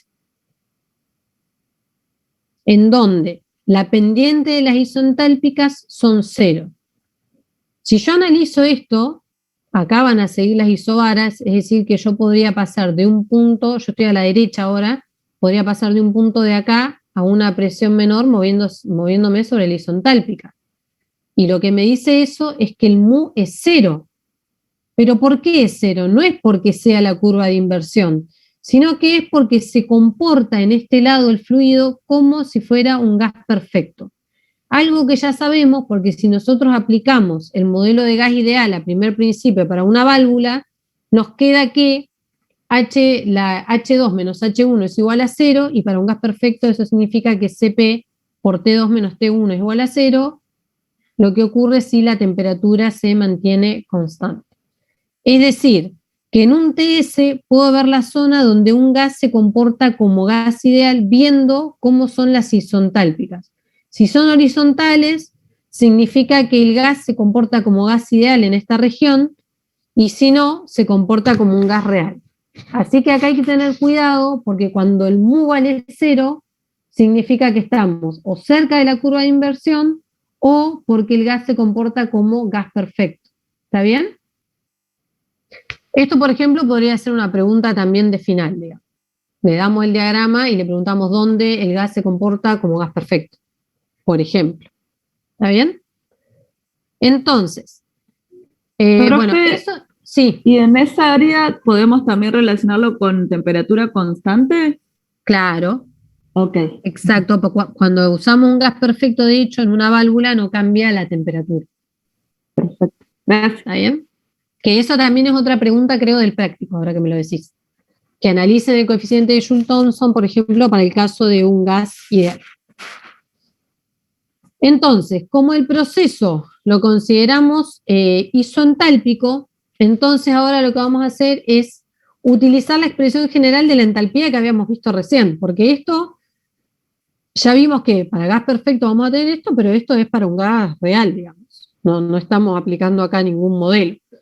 Entonces, lo único que vimos fue la definición del coeficiente de Joule-Thomson. Pero como es entalpía constante, entonces lo que vamos a hacer es utilizar la expresión general de entalpía que acabamos de encontrar en función de los parámetros medibles. ¿Está bien?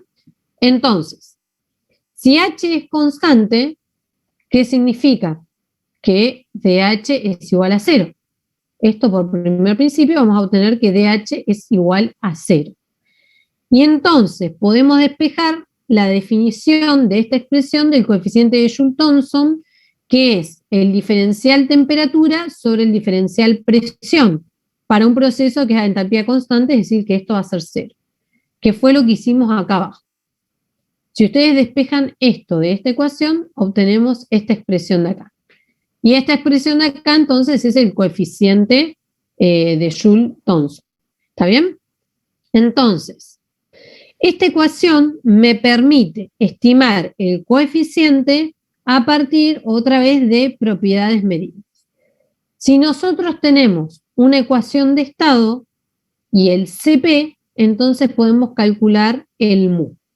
Y este es el ejercicio que tienen, que te decía recién que tienen en el práctico, que demuestren que el coeficiente de Joule-Thomson para un gas perfecto va a ser igual a 0. Entonces lo que van a tener que hacer acá es reemplazar por la ecuación de estado esta derivada. ¿Está bien? De modo tal de que esto se les anule, que esto se les haga 0. ¿Está bien? Entonces, como esto es fácil de medir, porque es evaluar en un estrangulamiento presión y temperatura. Entonces también nos podrían dar el valor de mu y obtener el CP a partir de esta expresión. Pero la verdad que esto es fácil medir, o sea, un estrangulamiento ya sabemos. Entonces, el coeficiente de Joule-Thomson se determina conociendo el comportamiento PBT de la sustancia y su calor específico a presión constante. Y viceversa, como les decía recién, midiendo el mu, que es simplemente medir variaciones de temperatura y presión, también podría estimar el CP. ¿Está bien? Entonces, esto es en lo que es relación al coeficiente de Joule-Thomson. En uno de los finales de, creo que fue el último o el anterior, le preguntamos qué importancia tenía el coeficiente de Joule-Thomson. No lo respondió nadie. O sea, todos dijeron, el coeficiente de Joule-Thomson es la derivada de T respecto de P. Y no le estamos pidiendo eso. O sea, esto es algo que se pueden acordar de memoria, no nos sirve. ¿Para qué sirve? Nos interesa. O sea, ¿para qué lo estamos estudiando? Bueno, para eso que les digo, es importante porque nos permite a nivel industrial calentar o enfriar sin hacer gasto de trabajo o calor. O sea, esto es buenísimo. Bueno, esa pregunta la hicimos, tampoco la respondió nadie.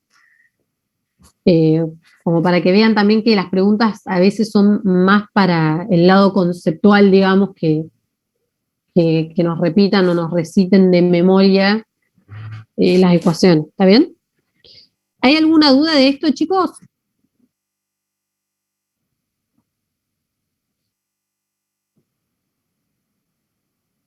No, profe. ¿No?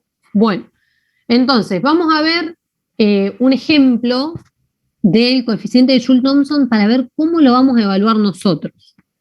Porque yo les dije que esto en realidad es un valor, o sea, para cada punto sobre la isoentálpica, si yo estoy analizando un estrangulamiento y tengo un estado de entrada y un estado de salida, yo puedo analizar para cada punto cómo va a ser ese coeficiente de Joule-Thomson, digamos. ¿Está bien? Para un par presión-temperatura, entonces puedo analizar cómo es ese coeficiente. Entonces, ¿qué es lo que vamos a hacer nosotros? Este es un ejemplo que creo que algo similar tienen en el práctico. Tienen, creo, un ejercicio así.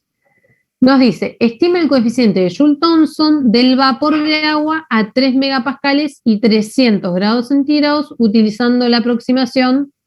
Esta es una aproximación matemática que lo que hacemos es estimar la pendiente a través de variaciones, es decir, de delta. Es decir, que si mi definición del coeficiente de Joule-Thomson es esto, nosotros vamos a estimarla como estas variaciones de temperatura y de presión. Entonces, ¿cuál es el valor de referencia que tenemos del coeficiente de Joule-Thomson? Bueno, vamos a ResProp, ponemos 3 megapascales, 300 grados centígrados, seleccionamos como propiedad el coeficiente de Joule-Thomson, que por suerte nos los da ResProp, y nos da para esas condiciones el coeficiente que es lo que está acá.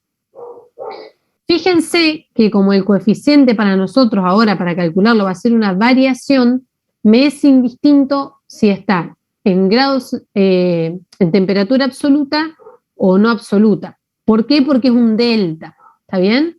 Si está en Kelvin o en grados centígrados es lo mismo, y si está en Fahrenheit o en Rankine es lo mismo porque es un delta.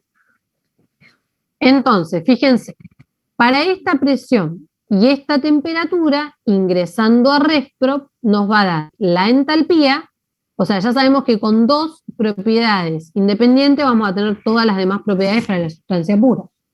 Entonces nos va a dar la entalpía y el coeficiente de Joule-Thomson. Entonces, vamos a ver qué tan buena es nuestra aproximación si ahora nosotros determinamos el coeficiente de Joule-Thomson utilizando esta variación. Y para eso, ¿qué vamos a hacer? Bueno, vamos a considerar un proceso de estrangulamiento en un entorno de estas propiedades, digamos, de esta presión y de esta temperatura. ¿Por qué? Porque necesitamos un delta.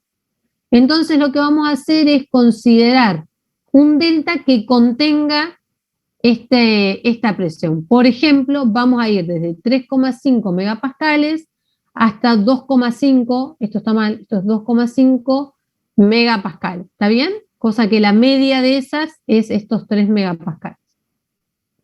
¿Y a qué entalpía lo vamos a hacer? Bueno, a esta entalpía que nos dice ResProp, que es la entalpía que corresponde para el coeficiente de Joule-Thomson que determinamos acá a partir de esta temperatura y esta presión. Entonces, lo que vamos a hacer es ingresar en ResProp ahora nuestra presión, 3,5 megapascales, y nuestra entalpía, que es la misma que esta. Entonces, con dos propiedades va a quedar definido todo lo demás. ¿Está bien? Entonces, eso fue lo que hice en estas dos columnas que siguen. Esta primera es igual que esta. Y estas dos son ingresando 2,5 megapascales y la misma entalpía, y 3,5 megapascales y la misma entalpía.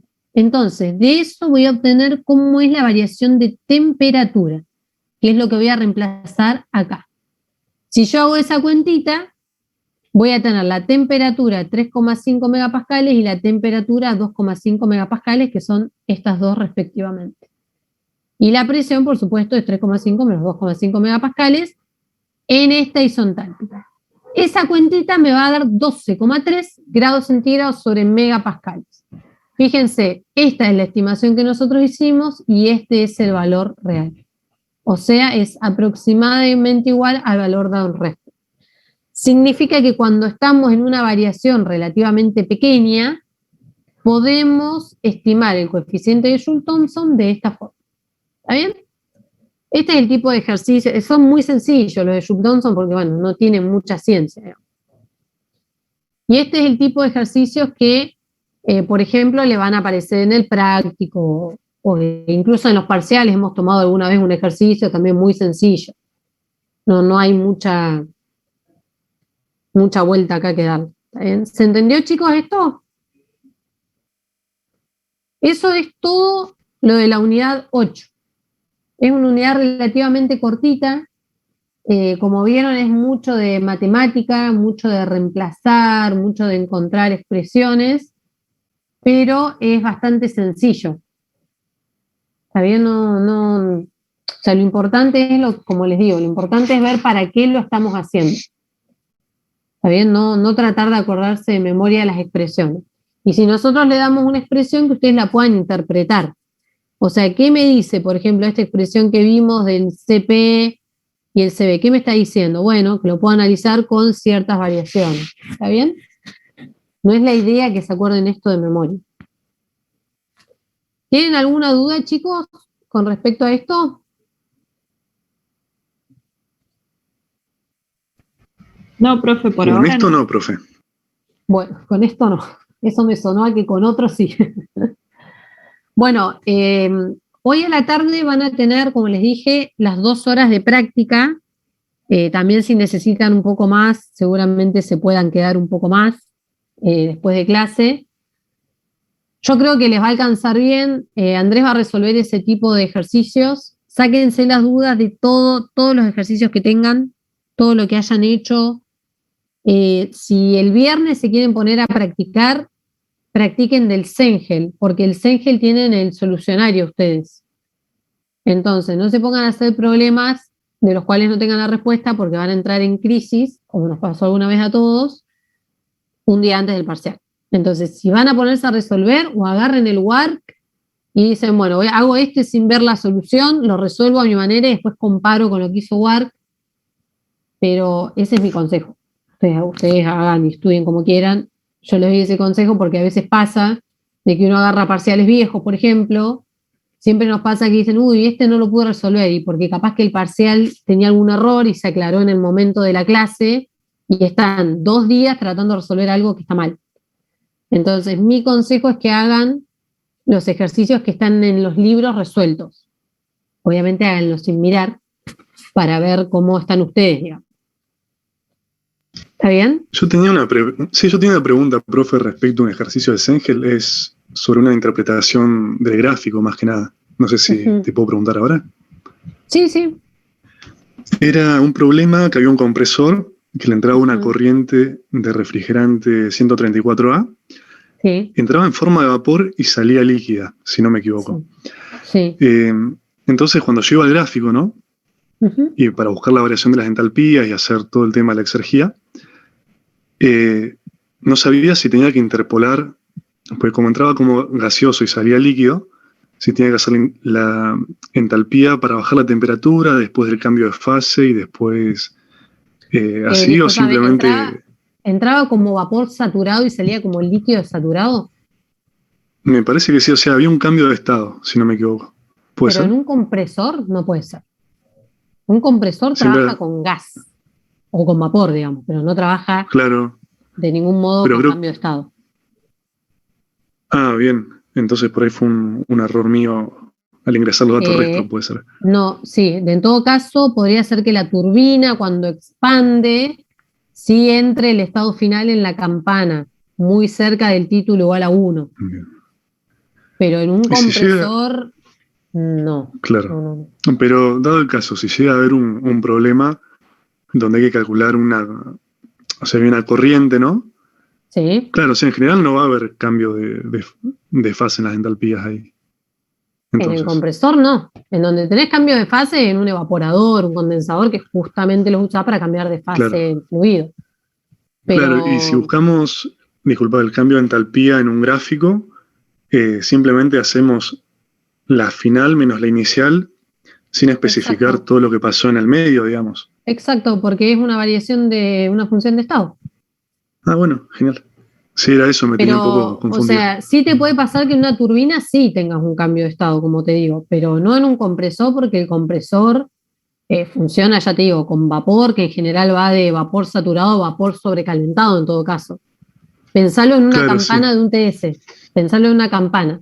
Si vos partís de cualquier punto de la rama derecha de la campana, en donde tenés vapor saturado, y el compresor te aumenta la presión, suponete ya sea isentrópico o irreversible, lo cual significa que la entropía te va a aumentar, te vas a correr a presiones mayores hacia la derecha, o sea, te vas a alejar de la campana. Claro. O sea que es casi imposible, o sea, es imposible que tengas un cambio de fase. No, seguramente entonces era una turbina, es muy probable, porque habían dos ejercicios, hay una turbina y un compresor, pero bueno, no sabía bien caso, eso, si, en la turbina, si había que especificarlo. No, en la turbina, por ejemplo, vos entras en un estado dado, en la turbina, tenés presión y temperatura, y salís en un estado dado donde tenés presión y temperatura, vos ingresando a ResPro vas a sacar la entalpía de ese punto específico. Y la variación de entalpía es 2 menos 1, digamos. Claro, claro. ¿Está bien? Distinto es, disculpame, si a vos te dan, por ejemplo, una turbina que entra en un estado dado y a vos te cae el punto final de la expansión dentro de la campana, lo que te puede pasar es que no te den el estado especificado y te den, por ejemplo, el título y la presión. Entonces vos tengas que calcular cuál es la entalpía específicamente para ese título. Que para eso vas a usar la ecuación de título, por ejemplo. Claro, sería la entalpía que correspondería al líquido y al vapor en ese punto dado y ahí... Exactamente. Y o sea, sobre el siempre parcial... va a tener la forma de determinar, digamos, de poder determinar las propiedades antes y después. Claro, y en el parcial suelen dar el gráfico, digamos, y uno tiene que determinar así gráficamente, o suelen dar la tabla con los valores. Depende, a veces damos gráficos, a veces damos tabla. Depende. Claro, pues yo hice un ejercicio ahí justo de ese refrigerante, creo que el gráfico estaba en el sistema inglés, y se veía, o sea, era tan justa la escala, digamos, y cuando tenía que ver el valor del refrigerante en ese punto, de la entalpía o lo que sea, no podía distinguir si estaba sobre la campana o un poquito corrido, digamos, por un tema de la escala, ¿viste? Entonces, si nos dan el gráfico, ustedes nos van a marcar o delinear bien. Sí, en general les damos un gráfico que se vea bien, pero de todos modos, ahora para practicar está bueno, por ejemplo, que vos lo hagas gráficamente, porque lo que tiene el gráfico, que si bien es algo grosero por la escala, como vos bien decís, te da una idea. El gráfico a mí me gusta para ver el proceso, ¿viste? O sea, en el gráfico vos ves muy bien el proceso. O sea, te ves a dónde te vas para el lado de la campana, para adentro, para afuera. Por ejemplo, en el lado del compresor, estoy segura que si te pongo un gráfico TS ahora te vas a dar cuenta que no puede, digamos, ir al cambio de fase. ¿Sabes? Claro, y me lo imaginé. Está bueno para hacer está bueno para hacer una primera aproximación grosera. Después lo podés verificar con ResPro, por ejemplo. Bien.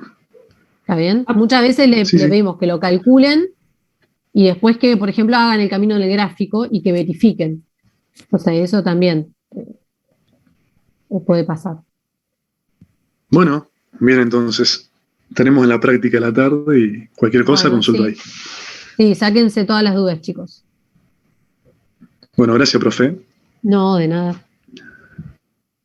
Bueno, ¿alguien tiene alguna duda más? Porque si no los libero para que vayan, coman, se despejen y después a full con termo.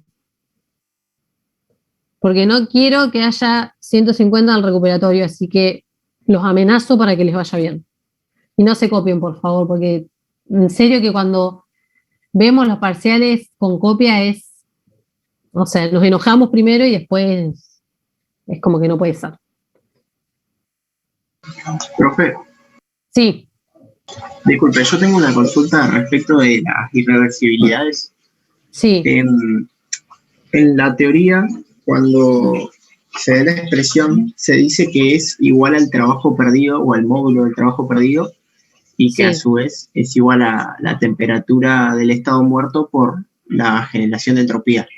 Sí. El tema es, ¿eso se cumple cuando justamente T0 es la temperatura del estado muerto y por lo tanto el calor útil es nulo?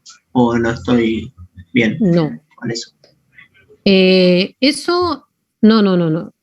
Eso es una definición de lo que es el trabajo perdido, pero eso nosotros lo vimos. Vos me hablas del balance de exergía, la irreversibilidad. Claro, eso mismo. No, eso no es cuando eso es una definición. La irreversibilidad es T0 por el sigma. O sea, vos eso siempre lo vas a calcular así, aunque tu sistema vaya de T1 a T2, digamos. Bien, perfecto. Pero ¿Entendés? siempre O va a sea, ser el trabajo perdido. Sí, por definición es la irreversibilidad que tenés, T0 por sigma. O sea, lo calculás así siempre, T0 por sigma. Pero puede ser que vos todavía tengas capacidad de producir trabajo útil, pero puede ser que no haya llegado, digamos, como estado final al estado muerto.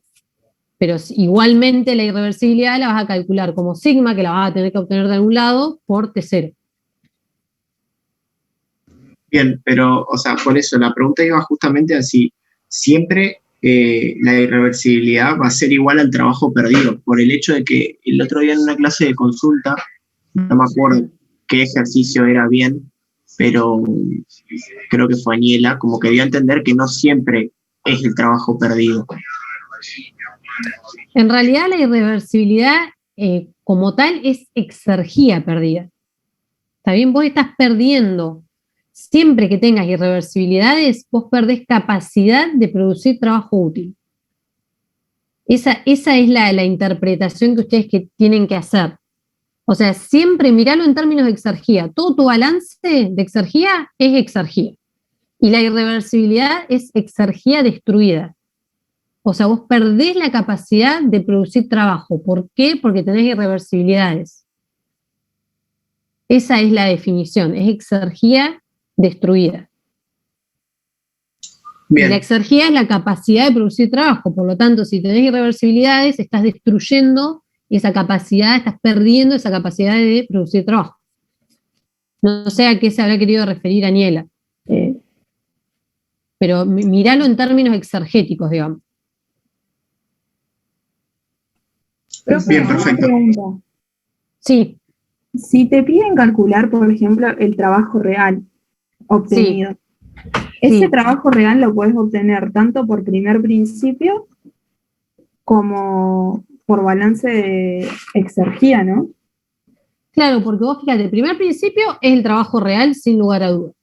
Y el balance de exergía, vos tenés, por ejemplo, que tenés un SARE, tenés una turbina, un compresor, el trabajo técnico que te aparece en exergía equivale a ese trabajo, es el trabajo real, digamos. Vos podrías calcular un trabajo ideal si en ese balance de exergía anularas las irreversibilidades, por ejemplo. Claro, con irreversibilidad sí sería el real. Claro, con irreversibilidades serías lo que tenés en tu proceso. Ahora, si te piden el reversible, entonces vas a tener que anular las irreversibilidades. Genial, profe, gracias. No, de nada. Profe, ¿te puedo hacer una consulta? Perdón, sí. Habla Juan.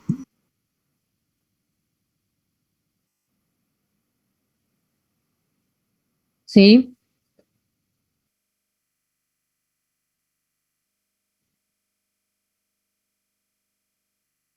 Uh-huh. Ah, eso es algo que me estás preguntando. Pensé que ibas a leer el enunciado. Pero pensalo, o sea, no quiero que te lo sepas de memoria. Pensémoslo. Variación de exergía es un delta, ¿no? Me estás hablando del balance, ¿no? Balance, sistema cerrado. Nos deshacemos del tiempo porque no nos interesa. Si es un delta, es una máquina cíclica, por ejemplo.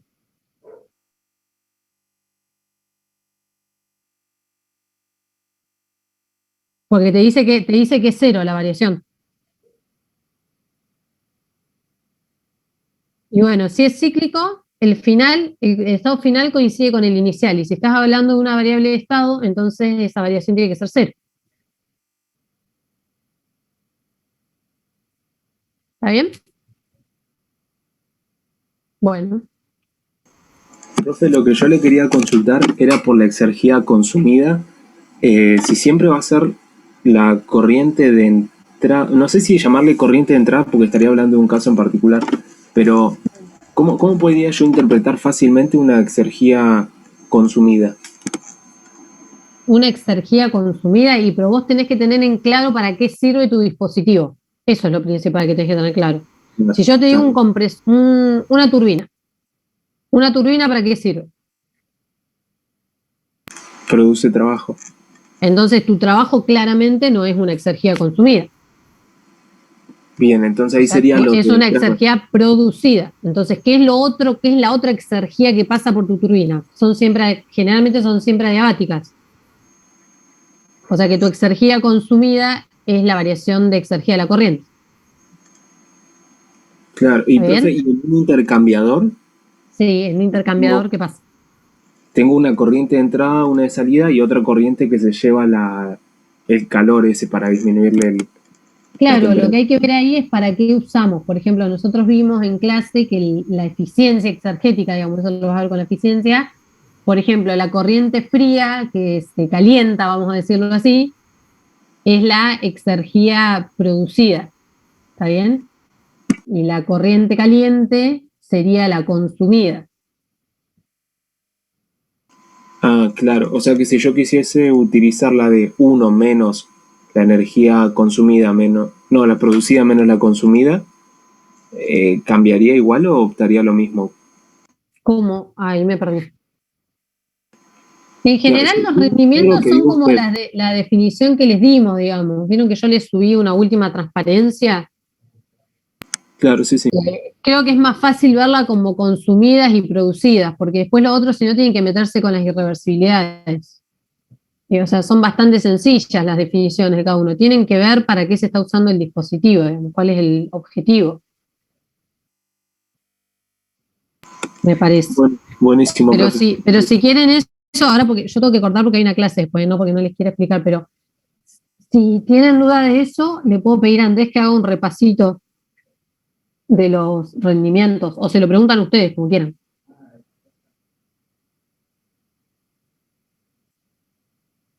Yo igual le voy a avisar. ¿Tienen alguna duda así más? En 3 minutos quedan. No sé si tienen algo así muy urgente.